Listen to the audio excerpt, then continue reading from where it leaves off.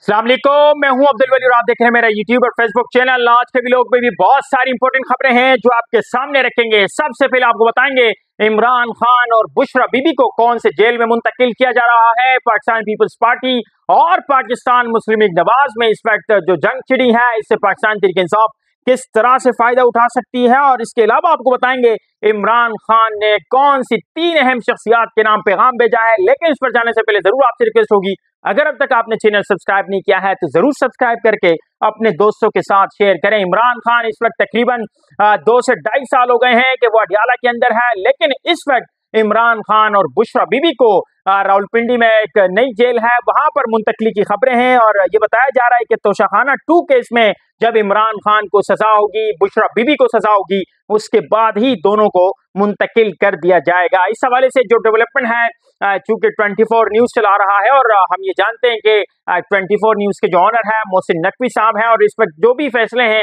यकीनी तौर पर वजारत दाखिला कर रही है।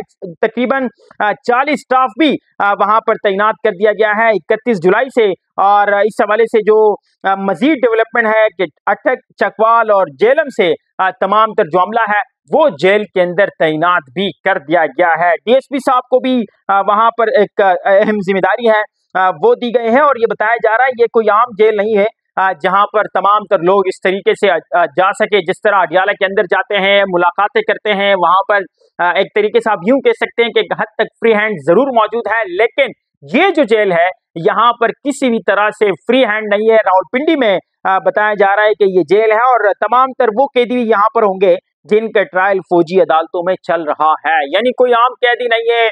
तमाम तर बड़े सजा याफ्ता कैदी यहाँ पर होंगे। और स्टार्ट में जो सबसे पहले जो कैदी लाए जा रहे हैं वो बुशरा बीबी और इमरान खान है। देखना है कि कब मुंतकिल किया जाता है, किस तरह से वहां पर दोनों को रखा जाएगा। ये तो यकीनी तौर पर जैसे ही डेवलपमेंट आएगी वो आपके सामने रखेंगे। इसके अलावा पाकिस्तान पीपल्स पार्टी, पाकिस्तान मुस्लिम लीग नवाज इस वक्त आमने सामने है।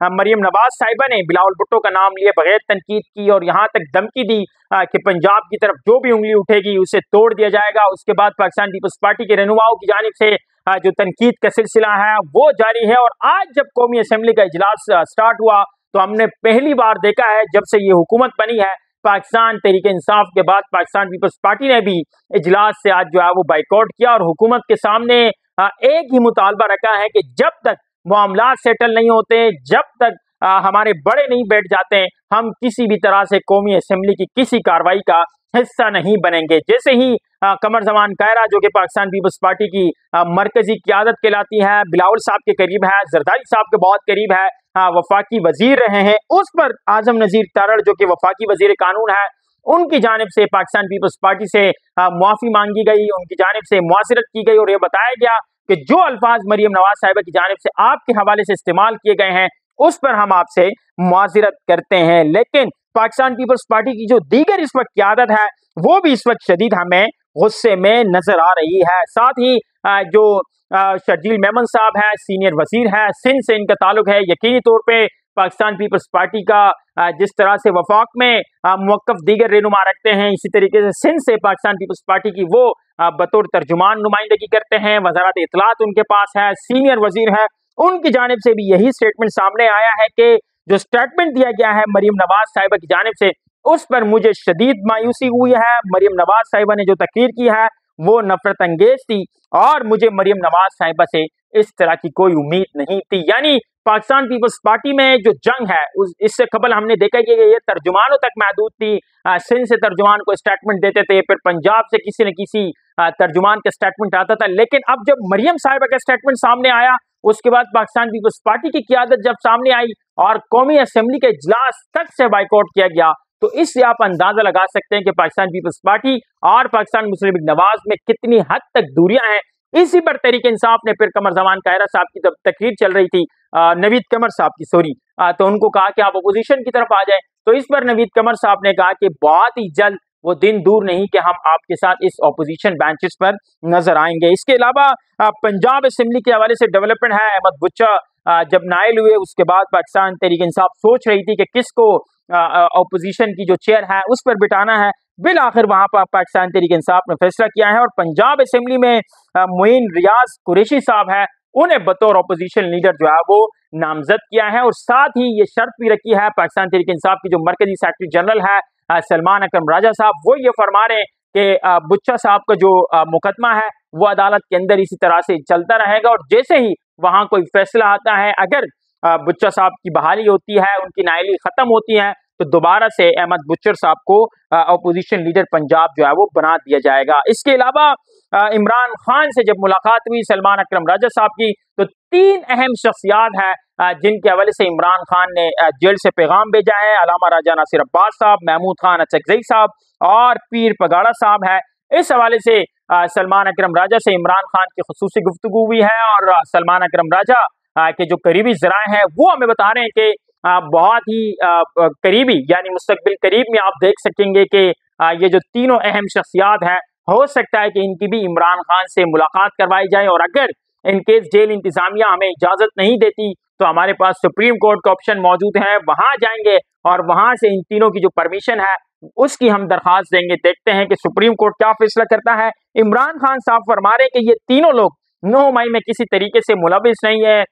एक को हम अपोजिशन लीडर कौमी असेंबली बना रहे हैं महमूद खान अचकजई साहब को, अलामा राजा नासिर अब्बास साहब को सेनेट के अंदर अपोजिशन लीडर जो है वो पाकिस्तान तहरीक इंसाफ बनाने जा रही है। और इसी तरीके से पीर पगाड़ा साहब चूंकि पाकिस्तान पीपल्स पार्टी को अगर सिंध में कोई टफ टाइम दे सकते हैं तो वो सिर्फ और सिर्फ पीर पगाड़ा साहब है। और यही वजह है कि पाकिस्तान तहरीक इंसाफ और खुसूसी तौर पर इमरान खान उनके करीब होना चाहते हैं, उनकी कुर्बत हासिल करना चाहते हैं। माजी में जरूर पाकिस्तान तहरीक इंसाफ उनके करीब जाने की कोशिश की गई। इवन अली अमीन गंडापुर साहब की मीटिंग थी पीर पगाड़ा साहब के साथ, उन्होंने KPK से सिंध आना था लेकिन वो नहीं आ सके।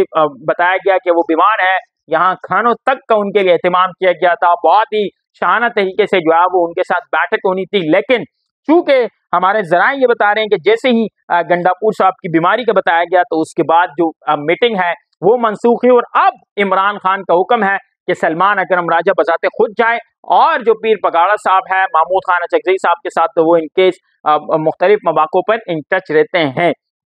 इसके अलावा KPK से डेवलपमेंट है, खैबर पुख्तूनख्वा के 2 वुज़रा हैं जिन्होंने काबीना से मुस्ताफ़ी होने का फैसला किया है, आकिबुल्ला और फैसल तरकई साहब है।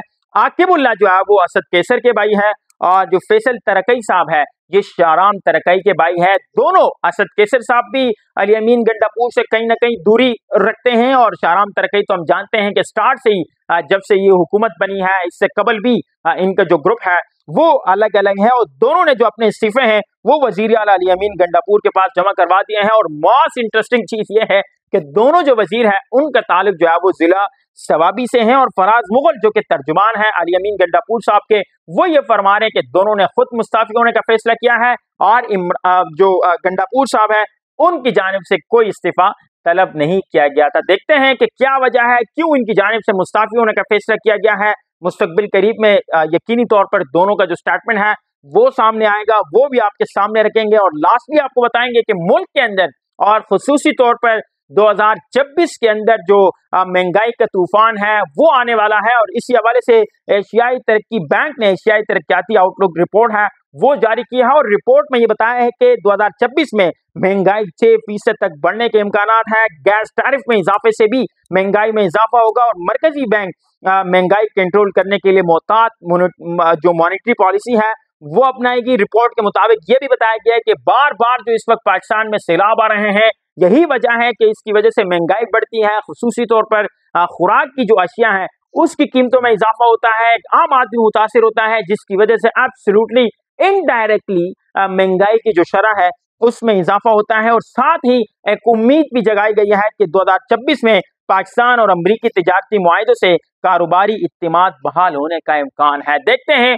पाकिस्तान और अमरीका के जो इस वक्त ताल्लुकात हैं वो तो एब्सोल्युटली बेहतर हम ये देख सकते हैं कि एक बहुत ही अरसे बाद एक दुरुस्त में गामजन है। कब तक चलते हैं, क्या मफादात है, यकीनी तौर पर वो तो मुस्तकबिल में ही जाकर सारी चीजें सामने आएगी। लेकिन अब जो एशियाई तरक्याती बैंक है उनकी जानिब से इस उम्मीद का इजहार किया जा रहा है कि ये जब मुआहिदे प्रैक्टिकली ग्राउंड में उतरेंगे तो उसके बाद कहीं ना कहीं जो ताजिर हल्के हैं उनमें एक उम्मीद बहाल होगी और उसके बाद जो इन्वेस्टमेंट का शरह है वो जैसे ही बढ़ेगा तो यकीन है कि जो महंगाई की शरह है उसमें भी किसी हद तक कमी हो सकती है। क्या डेवलपमेंट होती है वो भी आपके सामने रखेंगे, लेकिन फिलहाल आपसे इजाजत चाहेंगे इस उम्मीद के साथ कि नेक्स्ट व्लॉग से जरूर आप मेरे चैनल को लाइक करके सब्सक्राइब करके शेयर करेंगे। Thank you.